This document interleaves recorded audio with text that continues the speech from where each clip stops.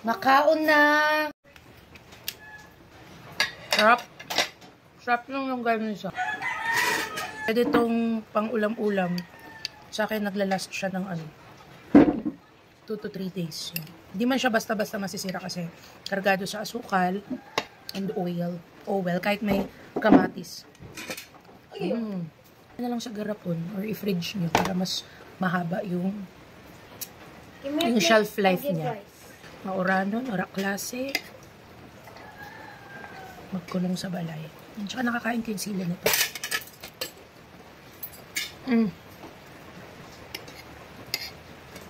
The best. Amo man lang.